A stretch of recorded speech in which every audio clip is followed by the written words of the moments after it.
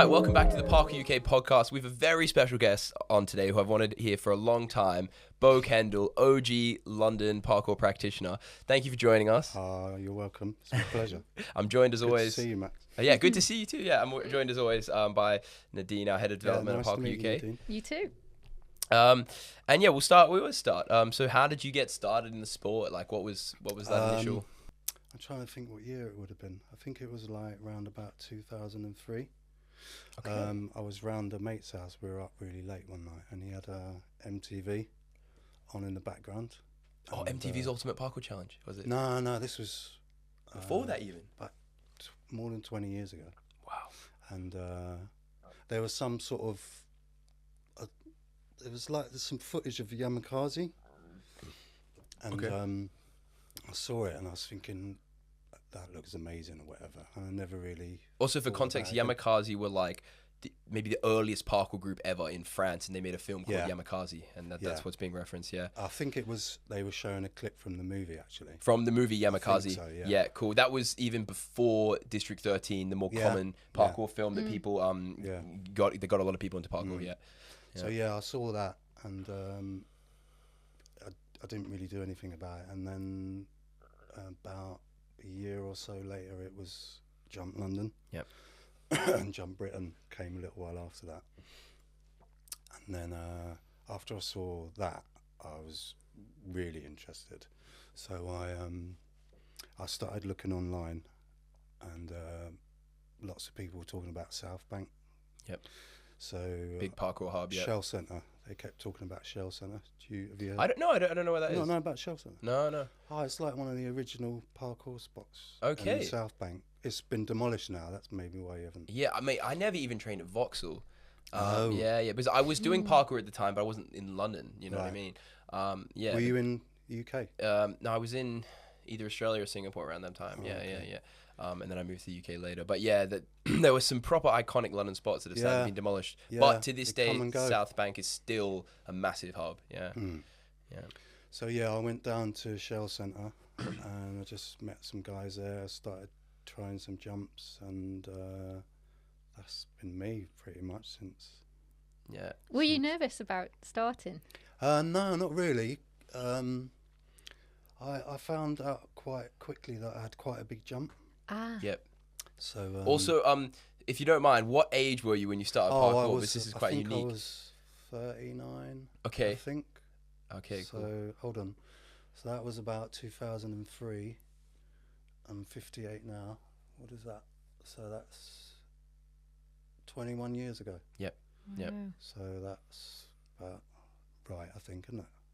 Not good at maths. Sounds about right. No, like my mind went a bit blank there, I'll be honest. But yeah. Yeah, I think I was about 39. Wow. Okay. And had you done any sport prior to this? Yeah, I did. So I used to do when I was a teen. I did a bit of boxing, not any sort of amateur, or professional, or anything like that. Just at my local club, and then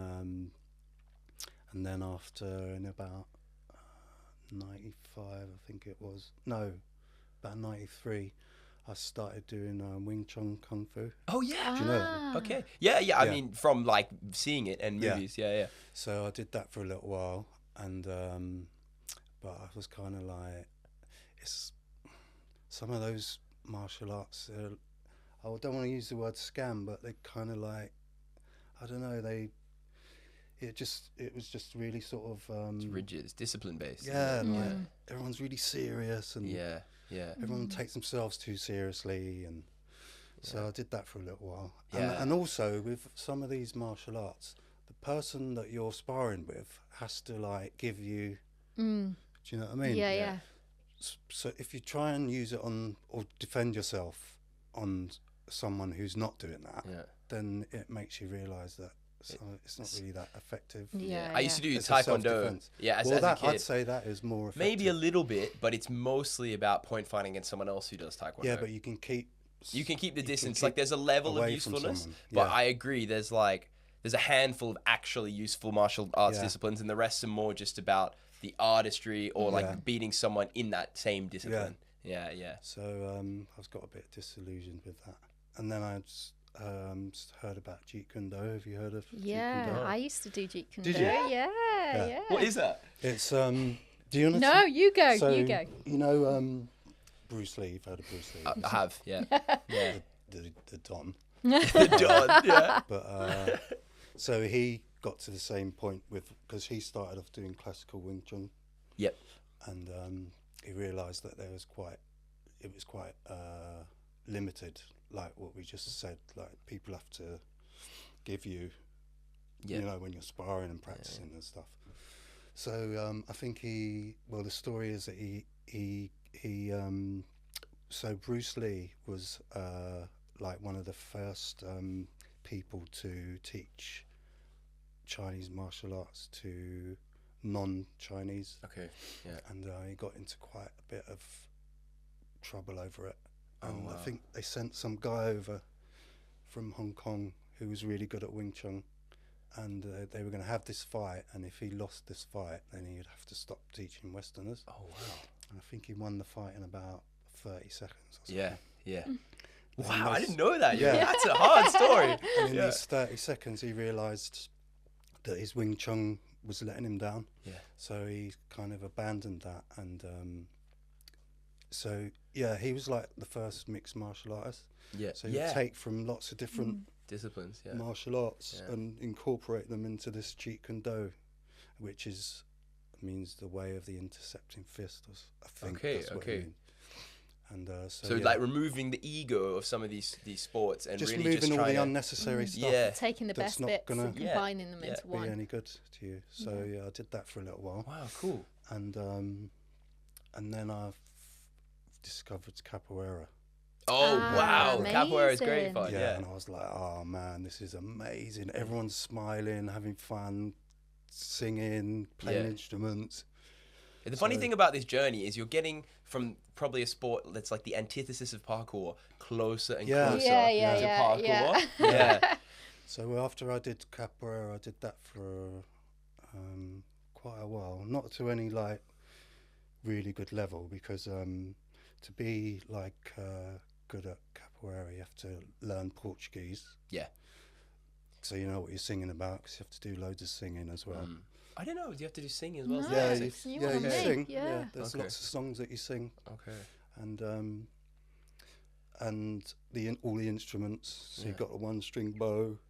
Oh, there are instruments as well. Yeah, yeah. Oh wow! I And just knew it there's was like drums and dance fighting kind of dancing Yeah. style. Yeah, Yeah, yeah, yeah. yeah. they do it to music. Oh, yeah, okay. But then you have to be involved in the musical side as well. Well, I mean, if you want to get yeah, to reach. respected or Okay. Ah, okay, progress yeah. up to a higher level, Yeah. no one's gonna. To be unless fair, in you- Taekwondo you need to learn Korean. Like I remember that. yeah, similar thing. I'd imagine you would have to. Yeah, and, yeah. and any martial art that you're really into like that, Yeah, they have such like these really strict lineage of like it dates back to like a specific Yeah, 'cause culture that wasn't you he really like need to pay homage a to. military guy who started it? Do you know about the history of Taekwondo? Taekwondo, I think no, it was like some no. general something or other who. But I know everyone does it in school in Korea, and it's a massive Korean thing. And I learnt like the Korean numbers and stuff when I did it as a kid. And Right. it's just really all ties back to this culture. And if you want to become a black belt, you need to fly out Yeah, I one bet. from Korea to make you a black belt. It's this Yeah. whole thing, yeah. Yeah. Wow. Yeah. But it is like that in a lot of martial arts. But I get why you can become disillusioned with it as well, because they're very rigid, discipline focused, and take themselves quite seriously. Yeah, Some of them are almost like culty in the sense Yes, that like well, that's the your word I was trying sensei to is think like of. Yeah, is like yeah. God, Um, you know? what Yeah. I was saying earlier. Like your Not a sensei is scam, like but it's just very cultish. yeah, they're like no one could, these ultimate person that no one could beat in a Yeah. fight or whatever, Yeah. like this Yeah. superhuman. Whereas obviously in parkour we don't take ourselves too seriously. Yeah. Yeah. So what was it that drew you to parkour then? Well, I did the capoeira, and then when I said I told you about seeing the footage on MTV and stuff. Yeah. When I went to look and do it, I noticed that there was quite a lot of similar moves Right. from capoeira Yeah, definitely. in parkour. Yeah. So I don't know if that like helped me to get into it. Yeah, it's definitely one of the disciplines that bleeds into parkour, perhaps a less common one. You know, we've got like gymnastics, track and Yeah. field, break dancing. There are all these disciplines that can kind of contribute Yeah. to your ability, and capoeira is definitely in there. Yeah, that's well interesting. So yeah, after capoeira was like the last martial art that Then you did. learn.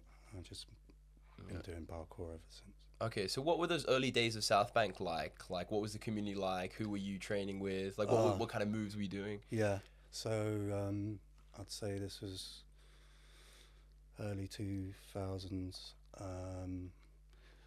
South Bank was different structurally as well. Like I said, they knocked down the Shell Centre, and there were other little bits and pieces that have changed now. Yeah, they knocked down stepping stones a couple of years ago. Yeah, I was devastated, mate. I hated. That was one of my favourite spots. Yeah, to train. same. And it was undercover as well. Yeah, it was brilliant. Well, the bit, the bit with the railings. Yes, I used to just train on there all the time. Yeah. Yeah, I was gutted, and those stepping stones. I went past it the other day and saw that. They got rid of it and they replaced it with nothing. Like Some part of me half suspected that they did that to stop people to stop us. training. Yeah, because we used to get security. And Okay. the great Okay. irony of this, right? So these are a bunch of circular like places, basically places for people to sit, but we train on it. It is not even 5 meters from the skate park, which has been saved countless times by petitions because it's such a cultural icon. Yeah. But like they're doing their thing literally like 5 meters away, and we can't do our thing here. It's like because it's not a designated zone, It's just one of those things. Yeah. So that was a real shame. Yeah. So there was loads of kids down there training back then. It was quite a surge of popularity at that point. It was. There used to be really big jams as well. Yeah. That you don't. See How anymore. big? Like, would you get like 100 people? And hundreds of people. Wow. Like Wow. 200 people. Yeah. That's why a lot of people refer to that as the golden era. In terms of Okay, just yeah. like It does feel you like go out and there just always be people at the Yeah. spots, and Yeah, there'd always be someone out training. You Yeah. could just train with, even if you don't know people. And So it was. Real community vibe. So how did you end up linking up with the guys who eventually they had a few team names back then, but who eventually became Run London? When I was training in the early days, because of my age, because of the age difference, I didn't really used to train with younger kids a lot. I used to see them around and chat to them or whatever, but I kind of used to mostly train on my own.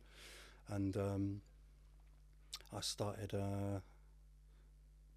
seeing Greg, Jake, Tom, Alfie, Jaden, Lookman, Roman, Christian. I've probably left some people out. All these like Harry, like all these OG like Run London people. Harry, of exactly. Yeah. We had Jay on the pod yesterday talking a bit about it. That proper crew that were at the time were out every day. We were, and so I just used to sort of see them around, and it's like they just kind of like adopted me. Well, that's I a just beautiful started thing. training with them. Like the first time I met you and trained with you, it's like it just seemed like total non-factor. Your age, honestly, like it just seemed like you were absolutely just part of the crew. And not only that, you're keeping up with them in terms of movement and doing a very similar style of big jumps, impact. Obviously, you have fantastic explosive power. Like I was just astonished. I thought this is brilliant. You know what I mean? This is a beautiful thing with parkour. It really diminishes the age gap between like I friends. think a lot of it's not other even a people thing. are kind of like a bit wary of getting into it. Yeah. Because it's so youth oriented. Yeah, What would you tell them? What would be the advice? I'd just tell them to go out every day and keep training. Like you don't need to train with anyone. Go to the gym initially, I'd say. Just to start. Get the movements A down. parkour gym. Well, or a fitness like gym. a gymnastics. Oh, okay, just somewhere yeah. that's got a foam pit, crash mats. Somewhere you can train the trampoline. parkour movements, essentially. Yeah. So do it safely. I'd say to them, go get yourself in the gym, get a bit of confidence in the gym. Learn the vaults, learn the stuff. Yeah. So when you take it outside, you have your basic tool set to safely train and progress. Yeah. And just train nice and slow. Take your time. Don't try and rush anything. That was also an interesting point you said about the solo training, because I spoke with Jay on the podcast yesterday, and he I said, well, is there anything, because he knows you better than I do, is there anything I should ask Beau? And he said, well, ask him about the solo training, because they used to be out as a group and then they just see you training and just hang out. And so what was what's the difference for you like between solo training with the boys, and what are maybe the benefits of each side? Like I don't really solo train anymore. I really love the social aspect. So I'm wondering what you get out of that as well. Solo training. Yeah. I think it was for me because parkour to me is a bit like meditating. Yeah. I know it sounds, because it looks so dynamic, but it really like. Yeah, it focuses your mind, doesn't it? Focuses See, my brain, I'm the same. Like, if I'm in the gym or I'm doing something like that, I have something on my mind, you know, this give me a lot of anxiety. Yeah, it's I'll just be gone. constantly thinking about that, Yeah. right? But with parkour, instantly gone. Yeah, There's yeah. nothing else in my life that can, like, I'll go through a terrible breakup, whatever. 8 hours, I won't think about anything else, just parkour. Yeah. And so it's if you find any activity that can do that for you, it's brilliant. Yeah, I think that's probably the same for me as well. Yeah. But I just used to be out on my own, and I used to see these guys around, and then I think one day Greg and Jake, Greg Ennis, Yes. Jake Bramford, Yeah. and Tom Mackey, we all met up and started training. And Oh, then, so you actually like planned to meet up one day? Yeah. Okay, just so that was one the day, first time. and Yeah. then So how was that experience different from the solo training in terms of like, I don't know, like positives and negatives of comparatively? wasn't a lot of difference really, because Yeah. when I train, I usually just put my earphones on and just listen to music and try not to like. So it's your time to just kind of Yeah. switch off a little bit. Yeah, switch off. So So you're just doing that in an environment with other even when people? I'm with a group of people, I'll be the same. Okay. Okay. I'll just be like listening to music or whatever and training. But yeah, this one time I went and met up with those guys, and they were kind of a bit like, this is dodgy old all good. dodgy old uncle, like what's he? And then I think when they saw that I was competent, Yeah. they took me a bit more seriously. And then when I started training with them, my skill level accelerated Yes. quite a lot actually. Is that because they pushed you, do you think? Yeah, well, I don't know if they pushed me per se, but I just wanted to try and do What they were stuff doing. that they It's the were- environment, Yeah, isn't yeah. it? Like when people start training in London, I feel like they reach such a high level so quickly because the standards. Yeah, I think if the so. bar's already up here, you're going to get close to that bar quicker. Yeah, You know what I yeah. mean? Yeah. Yeah, and I was just obviously blown away by Greg, Jake, Yeah. Jaden, Yeah. But and Tom, at the time, these guys were like the best in the Alfie. world. Yeah, for yeah. sure. Yeah, but to be fair, you do and do have like a good amount of explosive power and athleticism to keep up with that level as Yeah, well. well, that's what I mean. I think they were quite surprised, like, oh, he can actually Yeah, do Yeah. something. absolutely. Yeah, Do absolutely. you then they think your kind of martial like- arts training helped with that? I think the capoeira, Yeah, maybe, yeah, more than anything else. yeah. But so, have you seen any other older parkour athletes? There's not. Many. So we had on the podcast Rich, who is from a gym near Brighton. How old was he? Is he 40, mid-40s, wasn't he, I think? And his daughter does it, and he trains a bit and What's stuff. his name? Rich. Rich Kobold, I think. He's very much like in the gym community there. And he'll Yeah. occasionally train outside and stuff. But he's got a real passion, a real love for it. Yeah.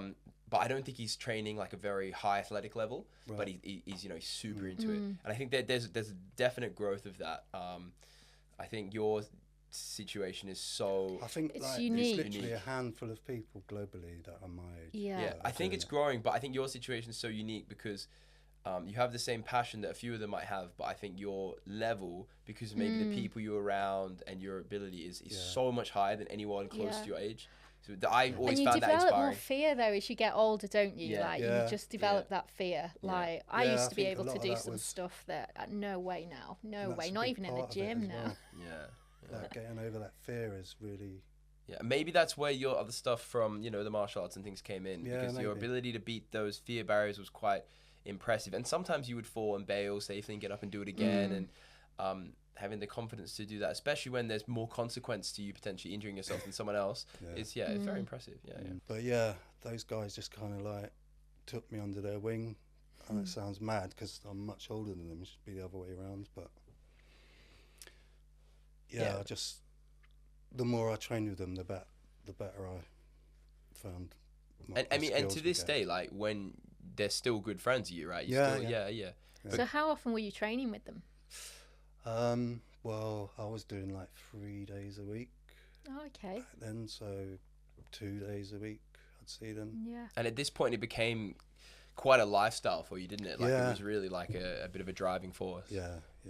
Yeah, I remember in the video you made years ago with the flow, You're talking about how you kind of structured your life around the training. Yeah. You know what I mean? I do that a bit, and that's when you know it's a real lifestyle sport. That's, Yeah. Yeah, so I did do that, and but my partner I had at the time became a bit of an issue because she sort of. Worry about you getting injured, or? No, just like all the time that I was spending. Yeah. Okay. Doing it Yeah. away from. Yeah, her for and sure. stuff, so. That is the hardest thing as you get into adult life with parkour is just finding the time. You know what I mean? Definitely, like you need to definitely like cut out slices for it, and it becomes like just get spread thinner. You know what I mean? Yeah. Because you through this time you're working as well constantly. Yeah, still working and stuff. So. Yeah, absolutely. And how did you find your energy levels, like being slightly older than the guys that you were training with? I was able to go like 8 hours. Wow. 8 hours, not like full Yeah, on. yeah. But, Like be I out could for do the a day. whole day. Yeah. Yeah, absolutely. Because I remember, back those times, like as a kid, you just go out non-stop all day. So it's extremely impressive that you'd keep up with that. And they'd eat like a croissant, you know, and they just jump like world class all day. Yeah, like it was unbelievable. Yeah, the not eating thing was. Yeah, it was crazy, right? Yeah. Because you're just like so into. Yeah. You just go running on pure like excitement. You know what I Yeah. mean? Now when I turn up, like even if I'm not hungry, I force myself to eat beforehand because I know I'll get tired. Me too. But yeah, you need to, you know. But that is. It's just you're excited as well. You don't really know. I wanted to ask, like, what was the best, if you can think of one, maybe you can't, but the best like public interaction you've had? Because we get a lot, you know, and people are like, oh, that's that free jumping, you know what I mean? Oh, but your knees will be ruined by the time you're 40, this and that. All that. And obviously you have a better rebuttal to that than some of us, you know? So have you had any good ones? No, not really. No, like I remember this one time I was training, and this old French guy come up to me and he's going, you know, you must be very careful. When you do this thing, you're gonna. And I was like, no, it's fine. Like we know what we're doing. He's going, yeah, but you know, you have to be very careful. Yeah.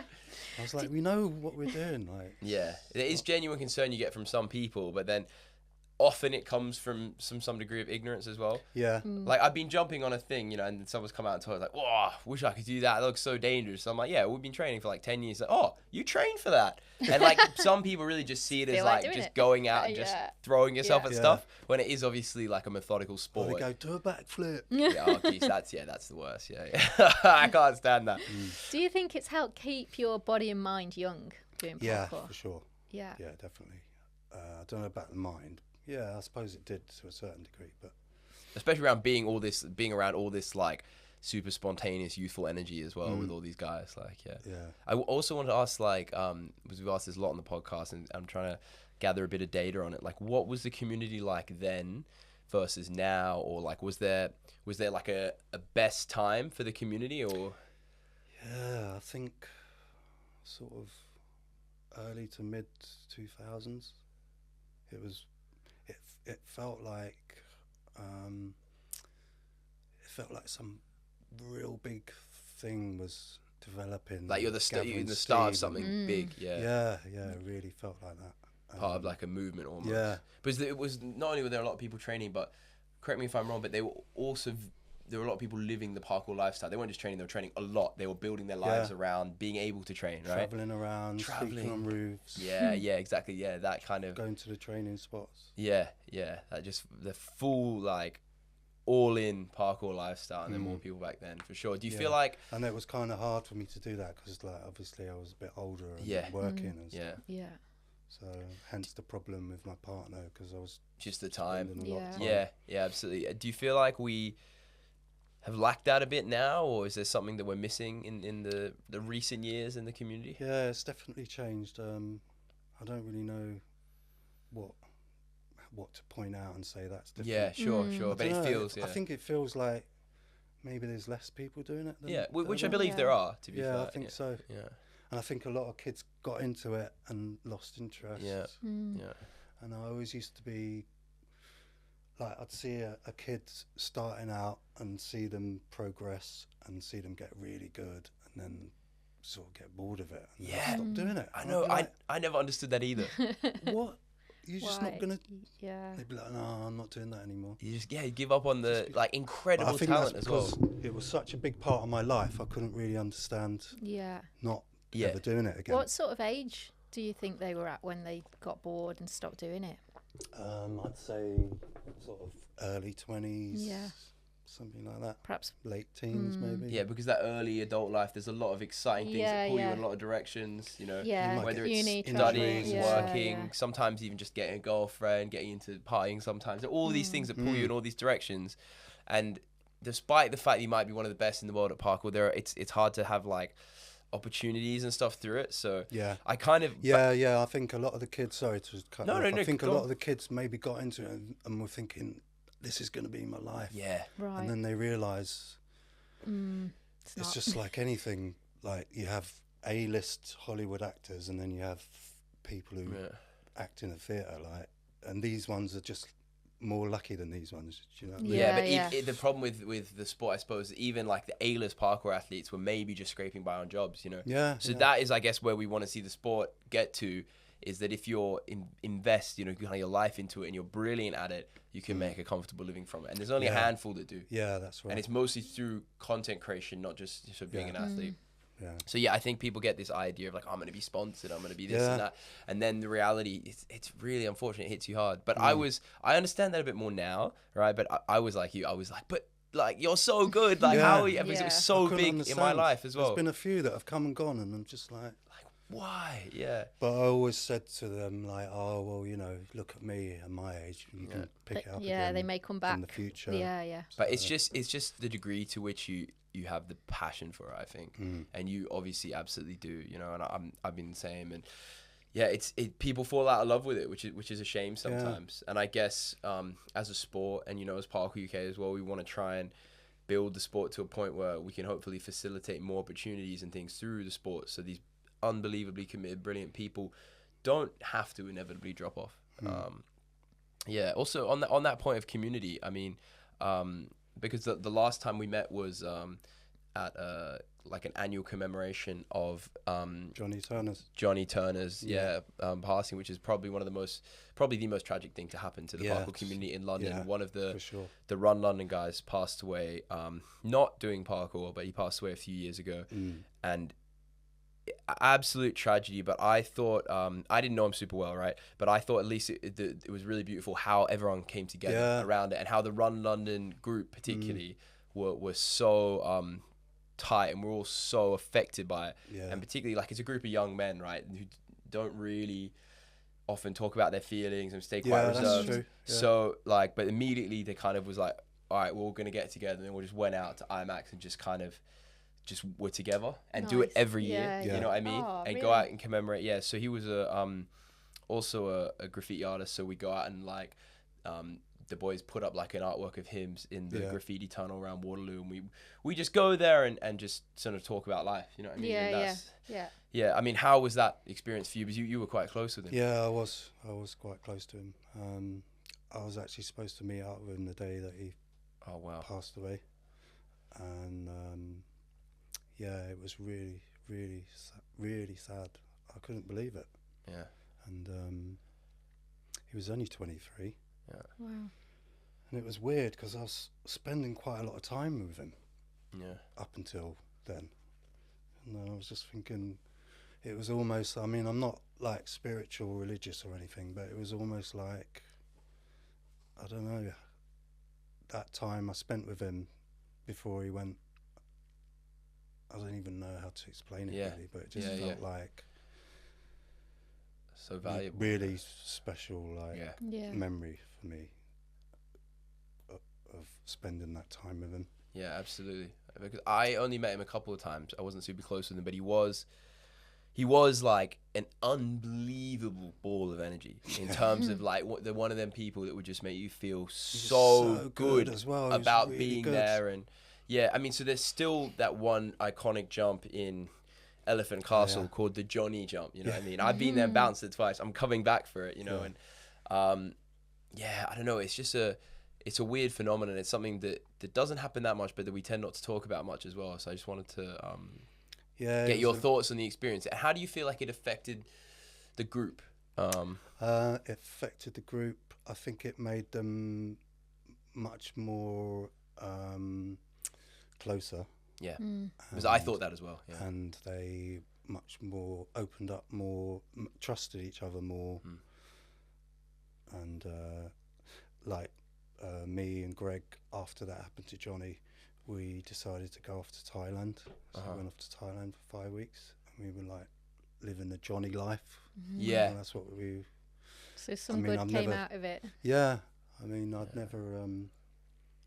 Well, I wasn't on my own, but I was on my own for a couple of days. Yeah. Johnny would do that.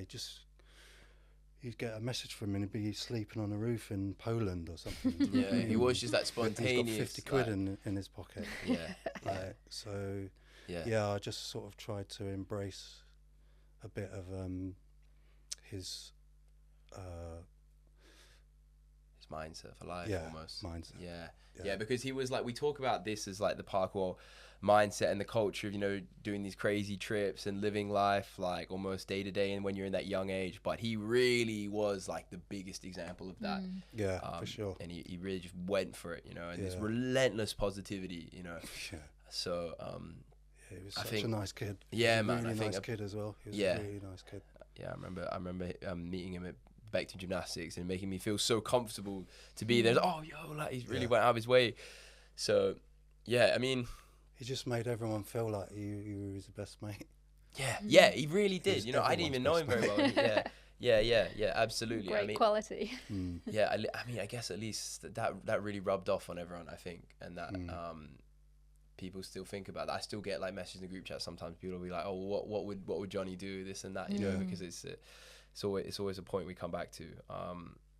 And I think it's really cool. A lot of the boys have like tattoos, like for demo tattoos of his like tag for. Yeah, he's really missed even now. Even now, I really, because young men grieve now. Differently, right? But I really still notice a lot of them feel it, particularly like, well, I won't name names, but there's a few guys who really like, you can see it, you know, and it's a hard thing to go through. But I think parkour definitely helped people, because I don't know how it would be like in a conventional sport if you're like a member of your team passes away, but then people kind of move on with their lives and the years go by. I don't know how it would be commemorated, but I know in parkour, like, even though a lot of the Run LDN guys don't actually do parkour anymore, still close friends will still always come together for this, will still always like that community never dies. Yeah. You know what I mean? Even if you stop. No, absolutely. No, it's bit of a somber tone on the podcast, but I really wanted to ask about that, because I found it an interesting phenomenon for sure. And he was a beautiful person. He's to this day absolutely really missed. I wanted to ask about I went to Lease with Johnny, actually. I went to Lease. Oh wow, we were there for like 3 days, I think. Okay. Did you climb the Dame du Lac? Oh yeah. We slept on the Dame du Lac. You slept on that is the. So I'll tell you what happened. We went. So this is, just for context, this is on the outskirts of Paris. This is basically the town David Bell and the founders of Parkour grew up in, and it's kind of the parkour pilgrimage you do to go to where it was formed. And there's this big old climbing structure called the Dame du Lac where they used to train. And if you look around, the architecture of it's not even a town. It's like a village. Really. Yeah. All that architecture around there is perfect for parkour. You can see, if you walk around, you can see that's why it develops. Why it develops there. Kids playing and growing up or whatever. But Johnny, he was like, "Oh, me and Roman are going to Lease." I was like, "I want to come." He's like, "Yeah, come then." This would be the second time I went there. I went there in what year was that? I think it was 2003 as well. And so I went with these two guys, and so Johnny was like, "Yeah." I was like, "Oh, I don't really speak. My French isn't that." "Nah, don't worry, I can speak French."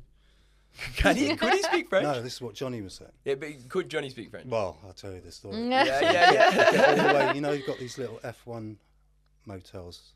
Yes. That's what everyone stays in when you go over there. Okay. So we got all the way to this F1 hotel, and so the guy was like, "We haven't got any rooms," and I was like, "Oh," and so Johnny then was like, we realised that he couldn't really speak French. So we were like, that is the mindset, though, isn't it? We were on the phone trying to get somewhere to stay, Airbnb, walking around, and in the end, we just decided to go and sleep on the Dame de Lac. So you know, a little cave. Yes, did you sleep in Yeah, the we little slept in cave there. in the middle? Oh wow! And did you get caught? Because sometimes people call the police on people for climbing there because it was closed off to the public. Right. Police did come in there one time. Yeah, when we were in there, but not that night.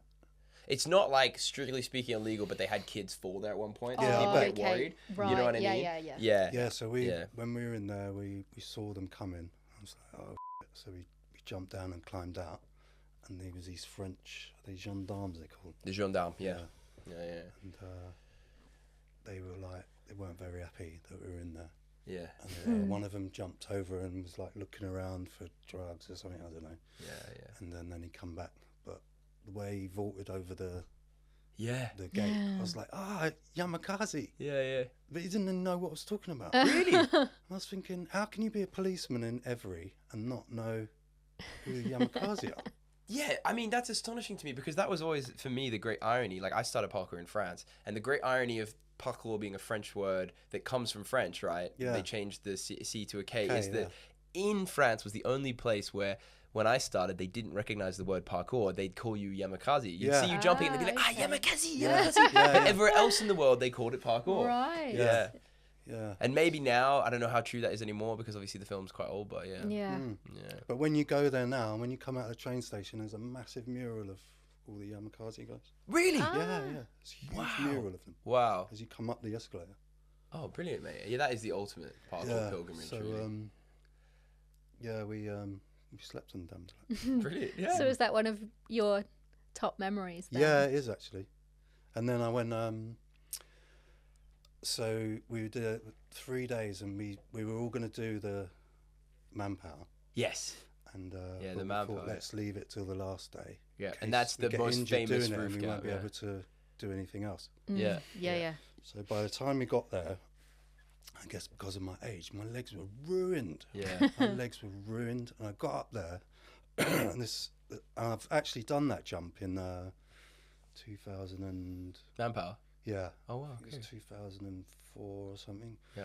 But it was me and another guy who was a bit older as well. We didn't have phone cameras and all that. Yeah, you did so much. There's no Wow. footage of it. You'd be one of the first people ever to do it for the first time without filming it. No, this was quite a while after. No, without filming it though. Oh, right, You'd yeah. be one of the first Yeah. ever to do it without filming it. That's pretty cool. Can't No, prove so- it. Yeah. So No, I the believe second you. time when I went up, I stood up there, and I had this thing like where I've been training for 3 days straight. Oh mate, yeah. Like every time I went to jump, my legs would like wobble a bit. Yeah. I know the feeling. Yeah. I don't really want to, No. because I couldn't. And a lot of the time when I do a jump, I sort of visualize myself doing it. Yep. I see myself doing it in my mind, and I couldn't. Couldn't visualize See it. that. Yeah. And I was just thinking, Yeah, that's when you don't do it. Yeah. yeah. So I had to leave it again.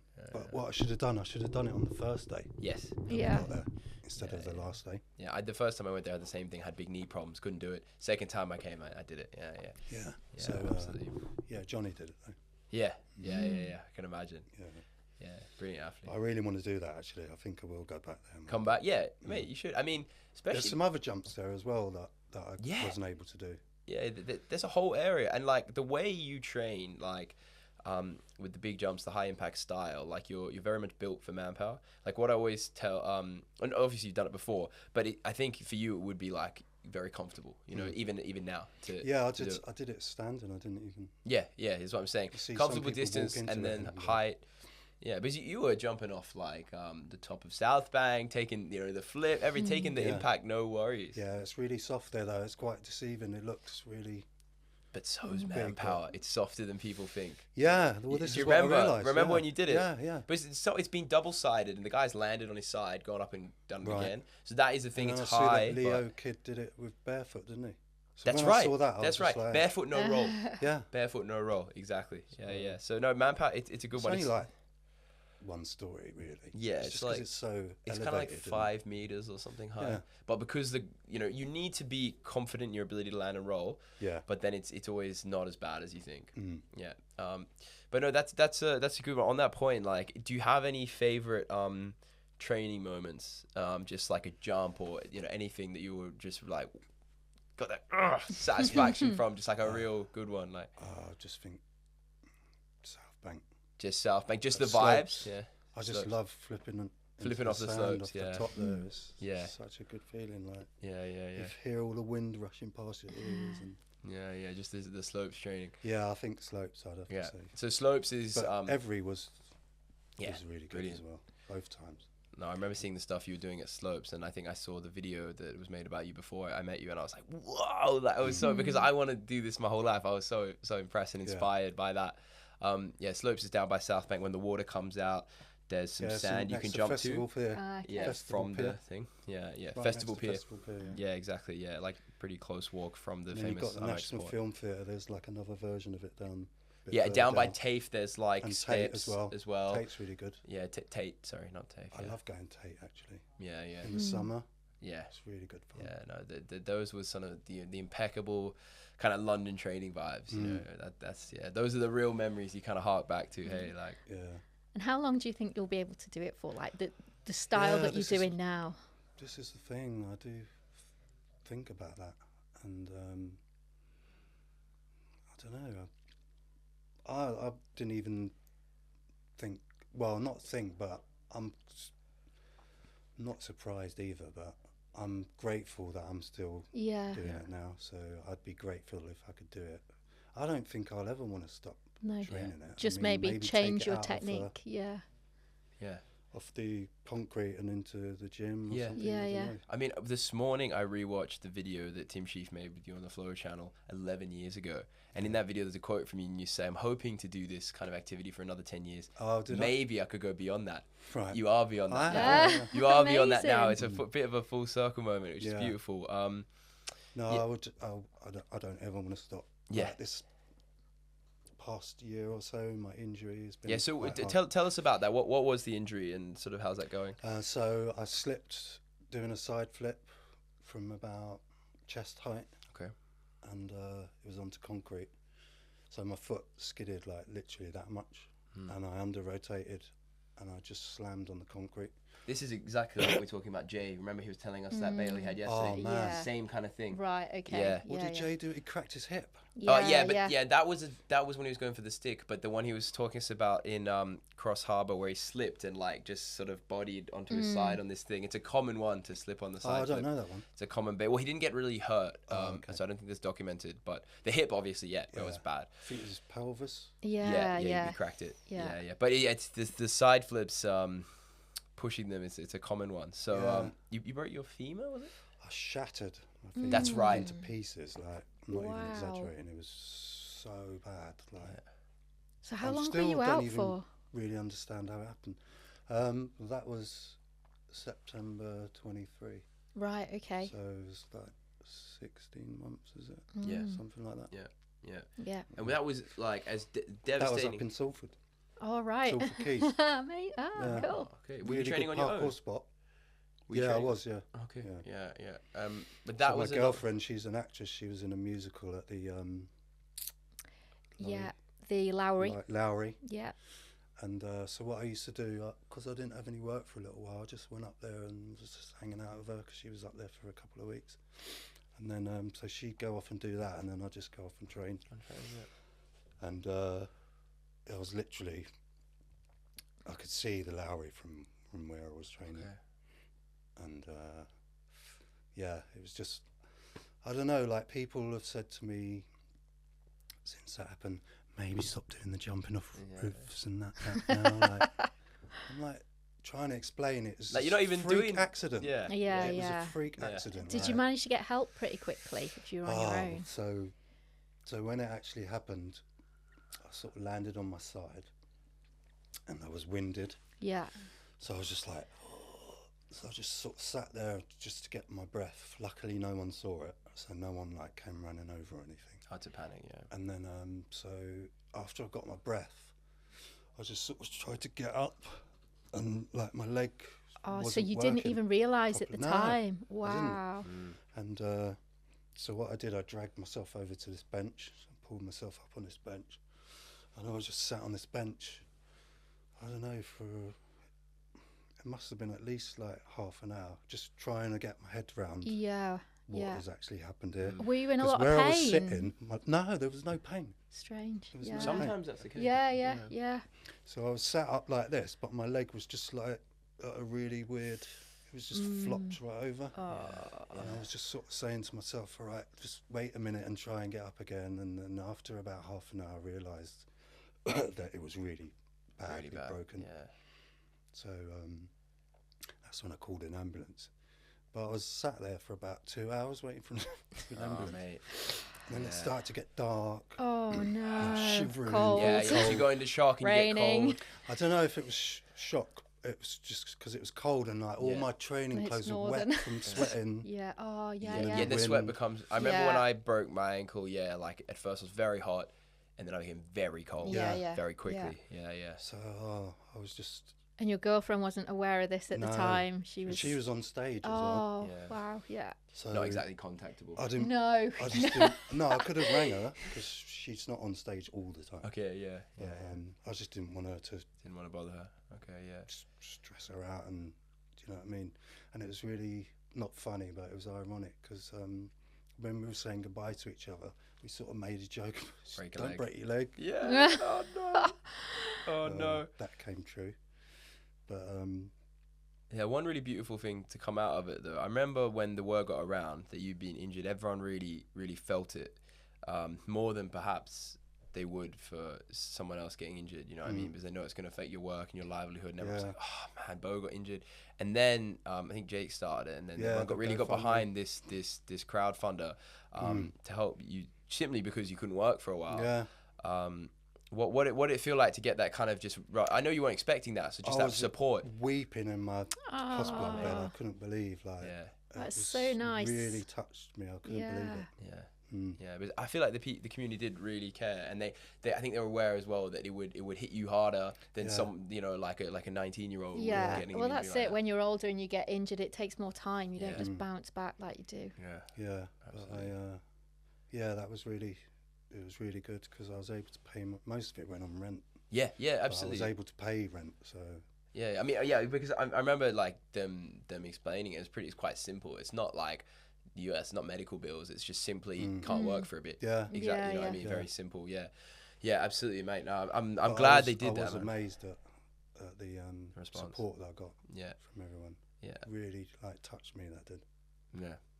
Mate, I remember you went and sort of messaged everyone individually. Yeah, and I did. Yeah. Yeah. No, Sure. mate, and you deserve it. Like, I think the community really is about getting behind break their the other one people. now. Yeah. Get your rent paid again. No, yeah, man, I'm glad sort of at least with some respite, people could do that for you. How is it now? How's the recovery going? I've got all my movement, all my muscle tone, everything's back to normal. It's just like a real deep pain in the right deep in the bone, Okay. like in the hip. Okay. So it is getting better. Have you done any training since? Yeah, I've done little bits. I haven't trained out on the road, particularly. Okay. Because On softer stuff. Then? I've Okay. just been going to the gym and Are you nervous about diving and doing it again now? No, I just can't really wait. I can't wait to Get back out get there. back to Just to feel good. yeah. Yeah. And just like it was, like I said, it was like my meditation for me Yeah. almost. So You want to be able I to haven't get been back able out to there. do that Yeah. for a while. So is that the goal now with your training, just to get back to being able to go out, Yeah, put the headphones in and just train, meditate and yeah, and I reckon I could now, but yeah, I think I still need to like be careful take Yeah. it easy, yeah, because yeah. the way I'm sort of judging how recovered I am is how much pain I feel Yeah. in that break. And do you I feel still it do feel pain in it. So it's just obviously not- walking or yeah, I Okay. still limp on it. okay? I have to walk slow. If I walk normal pace, then I limp. Okay. So I have to walk a little bit slower than I usually do. I can sprint Yeah, a little yeah. bit, Yeah, Mm. yeah. but it But it's doesn't just really. general. Yeah. Okay. Are you having physio on it or I had physio and they signed me off now. right? Okay. He said you're in the top tier of recovery. Yeah. You're done. Off you go. Yeah. Yeah, Yeah, I wonder if there's any like specific exercise or something you could do to help. yeah. strengthen the They back. gave me. There was a lunge, and then there's another one that you do on the stair. And the first time I went to physio, he took me through these exercises. And what you do, you stand on a step, and you sort of do is it a pistol squat? Yeah. Yeah. you Yeah, do very that. hard thing to do, by the way. Yeah, Pistol squat for but anyone. the noise my knee was making, Yeah. I never heard anything like it. Yeah. It was making this really loud, like, squeaking door. Yeah. Oh, And I wow. was like, what's Yeah, that? yeah, And he's yeah. like, oh, don't worry, it's normal. I was like, are you sure? It was really loud. Doesn't sound It normal. was really loud. That's the thing with rehab, though. Like, it is difficult and painful, but they know the areas you can push through, like uncomfortableness, and the areas that will make it more damaging. You know what I mean? So yeah, often yeah. it is a case of like pushing through pain, but at the right time. Yeah, yeah. But yeah, they so I actually had 2 operations on my leg because they messed up the first one. Oh no, mate. Oh. Yeah, so they put a big metal rod in my femur, and Yeah. they put a big screw in here, and they're supposed to pass through each other. So your hips being supported. Yeah. Do you know what I mean? Yeah, yeah. There, and they didn't connect them together in the first op. Oh, And what they do with this operation, they try and get you up and walking as soon as you can. oh. So the next day or 2 after the operation, I was trying to walk on crutches, and no, it was like one of those Zimmer frame things. Yeah.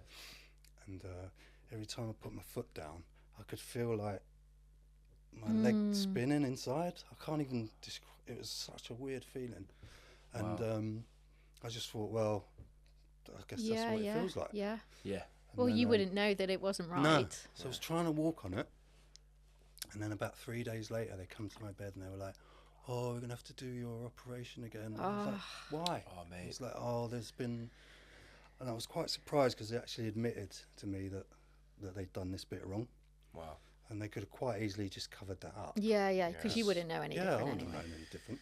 Yeah. So It's yeah, hard. I It's had to- hard when stuff to like that go happens. through it again. Wow. You have to put total trust in them. You know what I mean? Yeah. Yeah, so that was Mate. Yeah. that was a bit mad. Coming out of the anaesthetic, I was really hallucinating. And then you have to do it again. Yeah.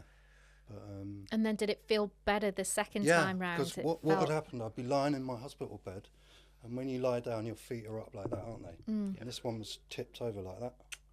That was its resting position. Yeah, Like because it's not sideways. connected to the hip Right. properly. It was just tipping over. Okay. I just thought, well, it's got Yeah. to get stronger or Yeah. something. So at least once you had the second one, you're like, right, okay, now it's Yeah, now and we then can repair. Yeah. After the second one, I was lying in bed and my feet were both upright. So that's when I knew that Yeah. it was done. I wanted to ask you something that I think you've touched on, right? But I'll just to reiterate, like, what especially now, it might have changed. What do you get the most out of training parkour? What are your goals when you go out to train? Like, is it just that meditation? Is it the social Just aspect? the meditation thing, and maybe like trying to get. This is the thing about parkour and free running. It's like it's just a never-ending list of things that you can learn. Yeah. So I don't think I'm ever going to be able to learn everything. So I don't know. It can be even like spontaneous. You can go somewhere and think, "Oh, I'll try this today." So the goal is to learn something new. Just keep learning is my goal. Yeah. Yeah, keep Just learning, keep trying progressing. to learn new stuff. Keep trying to get better. Yeah, and I guess keep and being able to keep train. training. Yeah. Yeah. Yeah, mate. But yeah, I do. That's the thing about it that excites me. Is just so much to learn, and it's always being developed. There's always new stuff coming up, like the pole sliding thing is. Yeah. In Actually, at the moment, I isn't wanted it? to ask you about that as well. Like, how big of a because I see you comment on things sometimes. How big of a parkour fan are you in terms of how much you I consume? watch it and- all Yeah, day on my yeah, phone. Whenever I've got a minute, I'm on yeah. watching Instagram. Yeah. See. And what do you think of where the sport is? Because you've been doing it for 20 odd years. Yeah. And where it's progressed to now, and where it can and how it continues to innovate and develop. Like, Well, I'd like to see it, obviously, at the Olympics or something like that. yeah. The Red Bull has really elevated it. Yeah. A lot of their The art of motion. events that they have. Yeah, absolutely. Yeah, they're the one company that's consistently put money into parkour. Yeah. It's a shame that the art of motion hasn't run in a couple of years. I hope Yeah, they do I it know. again. I don't know why. Do but- you know anything? Why that's happened? Yeah, I'm not sure. I'd to be imagine honest. it's something to do with Santorini. Maybe Well, Santorini stopped. the and they did residents it. there or something.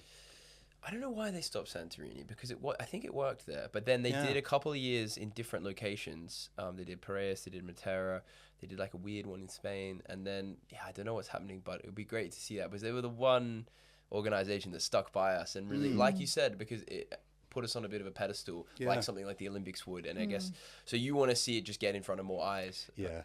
And I'd like to just see it like be as ubiquitous as skateboarding is. Yeah. Kind of quite close to that already. I think culturally we're quite similar, but in terms of participation and money in the sport and things, we're like miles away, I believe. Yeah, the Olympics helped skateboarding quite a lot, though. You see, most towns you go to, you'll be able to see some kids doing some parkour. Yeah, some. Yeah, for sure. Just more, and I'd like to see more parkour parks as well. Yeah, absolutely. Yeah, it does just come down to like accessibility and participation at the end of the day. And I suppose it'd be great to see more stuff like Jump London, Jump Britain, more great content. So thankfully we have, like in the UK with Star, you know what I mean, and some big content creators. But it is about just getting it in front of people's eyes. Yeah. And then when they do what you did, jump on Google, there's an option. Yeah. You know what I mean? Yeah. That's what we as an organisation are quite focused on as well. Yeah, I mean, I just like it to get bigger and bigger and bigger and more people into it. And I think it's like such a good discipline. I don't know, is it even a sport? That's debatable, isn't it? So actually, it's just not a bad thing to get into as a kid. Like, your confidence will grow. Like, I don't think there's a bad thing about parkour at all, really, apart from getting injured. Yeah, exactly. Getting injured is You get any sport. Any sport gets injured, but it is for sure the worst thing. And it's funny you mentioned about being a sport, because it is only an official sport in a handful of countries in the world, and the UK was the first one to make an official sport. I didn't realise that they had. Yeah. So that's what Parkour UK did a few years back, and it was the first sport in 50 years to become a new sport. So when skateboarding entered the Olympics, they had to also make an official sport after us. But yeah, so it is, which means there's some responsibility of sporting them, where we get our funding to keep people doing parkour, because it is an official sport, which is kind of how our organisation operates. I know they did that in Cuba as well. In Cuba? Yeah. Okay. Yeah, in a few seen countries. Any of the Cuban athletes? I think I met one at one point, but yeah, I haven't seen much. I've seen a lot from Colombia, I've seen, but I haven't seen many Cubans. And there's another old guy in Cuba as well. The Cubans always tend to have the best long jumpers, right? So they've got some, like, the gene pool must be very good there, basically. Right. In the Olympics, there's always a Cuban or multiple in the final. Okay. Yeah, it's interesting. I wanted to ask as well, like, what you think are some of the biggest transferable skills you've got from parkour that you've brought into sort of the rest of your life? Anything like, I don't know, confidence or whatever it is, even just being able to have that meditative place. Well, I'd say mentally meditative. What, peace of mind, or just keeping your mental health safe. Obviously, there's physical benefits to do it. Of course, So I think because I'm a painter and decorator. Yep. And I work inside and outside buildings. I don't know. I think in the work that I do has made me a bit more confident. To move around. Absolutely. Yeah. To be fair, that is a big benefit that people, because I ask this question to basically every podcast guest, but I find the answers very interesting, right? That is a big one that we don't say. Actually, having a better handle of your body, just in most things, actually is going to reduce the chance of like little slips and falls and being able to handle yourself. That's what I say about kids. Especially as you get older as well, that's going to be a massive thing. Yes. Yeah, being able to have that muscle memory and things.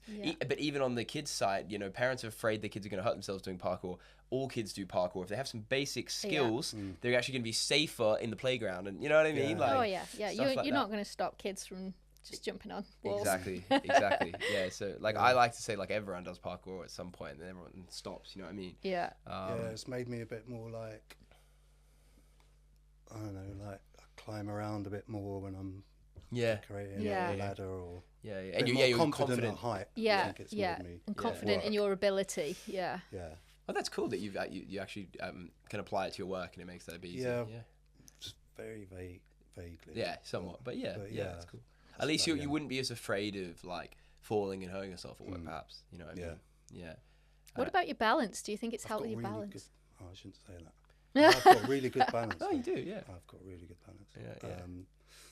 So yeah, I almost like not train, but like when I'm up a ladder and I don't even know how to explain it really, but it's almost like I'll be doing a little bit of training while I'm working. Because it Yeah, feels yeah. like parkour because there's a challenge involved, kind of. Yeah. I remember one time I was doing a job for this lady. She was a bit older than me. She's, I love the way you move. You move like a dancer. I'm like, no, I'm not a dancer. And then I started telling her about it, and she was like, oh yeah, that explains it. You know, another good thing would be because you have this great passion for it and you're so motivated to it. The other big thing is it's just motivating you to do quite rigorous physical activity, which a lot of people just drop off of because life is, life comes at you, and that overall must have great benefits for health in general. Yeah. It's definitely a positive. Yeah, massively. The last thing I wanted to ask is with your 4 kids, right? Yeah. And what they think of, your parkour journey. Well, my daughters are a bit older and they're sort of like a bit eye roll. Yeah. Not like my younger daughter's a gymnastics coach, so she does get it. Yeah, sure. My older one, she's a bit like, Dad's jumping around. Yeah. My younger boys, my older boy, he hasn't got any sight, so he can't do anything like that. But the younger one, when he was a kid, I used to really hope that he would get into it. But then he started getting into football. Okay. And then he was really into that. Yeah. So I just encouraged him to do that. And then as he got older, he sort of lost interest in football. And he's got a bit of an interest in free running, so he would come out with me occasionally. Even now he does. Oh, so you train together? Yeah, That's yeah, nice. we do sometimes. Oh, mate, it's beautiful. But I remember meeting him the other day, but I didn't realize he trained. Yeah, he does a little bit. He's not. We wouldn't say, "Oh, I do parkour" to anyone. Yeah. But he does. But being able to share that with him must be nice. Yeah. But you've such an intense passion for it. That's quite cool. Yeah, You can share a little that. father-son thing. Yeah, absolutely. Nice. It's our little time together. I do enjoy it. Yeah. And he's quite good, but he's quite big, so Yeah. I think it's a little bit of a hindrance, isn't it? If you're It depends on the long movement. and Exactly. flat. So So there are athletes like that, aren't there? There Are Who's like that? I'm trying to think of. I mean, there are a couple of particularly large athletes. I'm also like me because I'm quite tall. I tend to just like go into that niche even more. So I focus on like just the stuff I have an aptitude for, the longer jumps and things, and the rest I kind of dabble in, but I don't worry too much. You know what I mean? Like I don't make as much of an effort to be well-rounded anymore. So that's one of the beautiful things with the sport for me is each body type has its own way it will excel. You play to your strengths. Exactly. So if you want to do like big like double flips and stuff, like I've tried a couple, right? But they're I saw your. Oh, you saw my recent Where was one? that again? Yeah, Devon. Wales. Oh, Wales. Yeah, it was my first one in like 5 years, double front flip. But I have to do it way higher, and I do it on the sand because it's like I rotate slowly, whereas a small person rotate faster, but they can't jump as far because they're not as as huge. So yeah, that is beautiful, and you play to your strength. There's not a one size fits all. Obviously, you want good explosive power, you want athleticism, power to weight ratio, but everyone can have the area they can exceed, which is I think is a great thing about the sport. And that was the thing with me. Like when I started, I had a really big jump. Yeah. And then I just sort of went off the back of that for quite a long time. I didn't really learn anything else. I was just doing all these big jumps. It's exciting when you can do something to a high level. Yeah. And I just started to want to do other things. I started learning Kongs. Yeah. And then the flips. I didn't even do flips until after I come back from Leeds the first time. So it would have been 2003 or something. I did it's my also first flip. London, like the style of training and the architecture here maybe shaped that a bit. People do like a couple of select flips, but it's mostly about the big jumps here. Right, so that's a big, I was kind of like, oh, that's not parkour. That's the thing back then. The There was parkour a big free running divide debate. like that, There was a divide, which is all but evaporated now. But for sure. So I was stuck in that mindset for a little while as well. It kind of hindered me. Yeah. And then, like I said, when I started training with Greg and Jake and Tom, Manzi, all those guys, London. I was like, oh, I really want to learn that. Yeah. And that's what like Opened you up a bit. yeah. Yeah, that's cool. It's nice to go on that journey to be like, let's just do everything. You know what I mean? Yeah. Explore there's so different much avenues. Yeah, yeah. To learn as well. Like, Yeah. even when I'm gone to my grave, like, there would have been stuff Yeah. that I could have learned. Yeah. It's a lifelong practice. You know, people always talk about that, but I think you're one of the best exemplifications of that, man. So thank you so much for coming on the podcast. Oh, it's been my pleasure, Max. Yeah, it's been brilliant. It's been really good to have you on. I was really looking forward to this. I think your story is particularly inspiring for a lot of people. So. Very Well, I much hope so. And I hope like anyone who sees parkour free running and they're a bit older and think they can never do that.